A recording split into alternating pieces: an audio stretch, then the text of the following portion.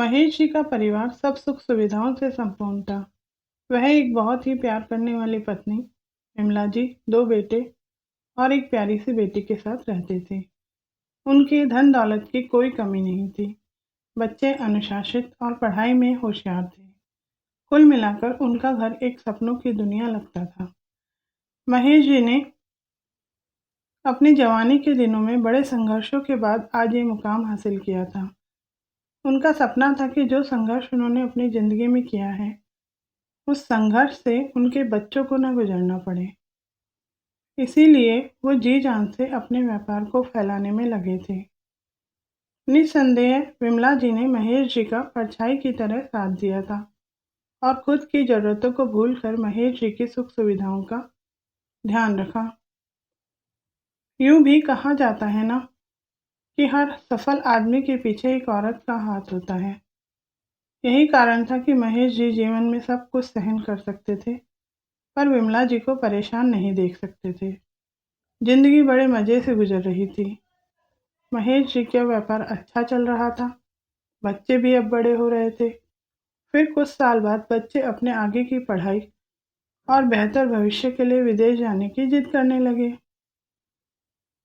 महेश जी थोड़ा हिचके, पर बच्चे अपनी माँ विमला जी को मनाने में कामयाब हो गए, क्योंकि बच्चे जानते थे कि माँ की बात पापा नहीं टाल सकते।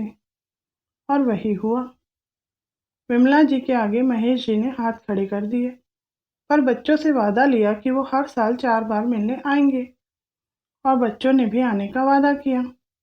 2-3 साल तो आराम से गुजर गए। बच्चे आते जाते रहे। इसी बीच बिटिया की भी एक एनआरआई से बहुत धूमधाम से शादी कर दी। अब बिटिया भी विदेश में ही रच बस गई। बिटिया के विवाह के बाद घर में बस महेश जी और विमला जी ही रह गए। जब तक बिटिया थी तो फिर भी इतना नहीं अखरता था, परंतु अब तो विमला जी को सारा घर सूना सूना सा लगता। धीरे धीरे बेटों ने भी विदेश से आना कम कर दिया था और फोन का भी कई कई दिन इंतजार करना पड़ता।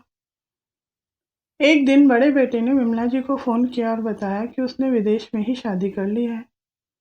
विमला जी तो कुछ बोल ही नहीं पाई और फोन रख दिया। महेश जी ने पूछा तो उन्होंने सारी बात महेश जी को बताई। वो भी टूट से गए, पर थोड़े दिन उदास रहने के बाद दोनों ने अपने मन को समझा लिया। फिर कुछ साल बाद छोटे बेटे ने भी यही किया। वहीं विदेश में शादी करके वहीं का हो गया। इन सबसे विमला जी को बहुत आघात पहुंचा और वो गुमसुम रहने लगी। उनका स्वास्थ्य दिन प्रतिदिन गिरता जा रहा था। महेश जी हर संभव कोशिश करते, पर बेटों की बेरुखी ने विमला जी को अंदर से तोड़ दिया था और धीरे धीरे उन्होंने बिस्तर पकड़ लिया।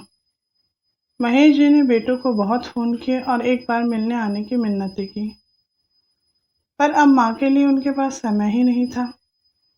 और एक दिन बेटों से मिलने की हसरत लिए विमला जी ने दम तोड़ दिया।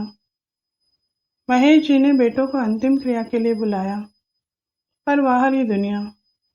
बेटों के पास अब वक्त ही नहीं था। जिन बेटों को माँ ने 9 महीने पेट में रखा, आज उनके पास माँ के लिए 9 दिन भी नहीं थे। खैर, महेश जी ने अकेले अपनी विमला जी को विदा किया।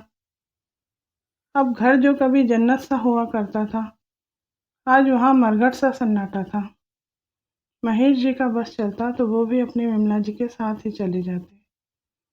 बहुत सोचने के बाद वो एक निर्णय पर पहुंचे और उन्होंने अगले ही दिन जितने भी दामों में बिकी, अपनी सारी संपत्ति बेचकर धनराशि एक वृद्धाश्रम को दान कर दी और खुद भी वहीं रहने लगे, अपने जैसे लोगों के बीच।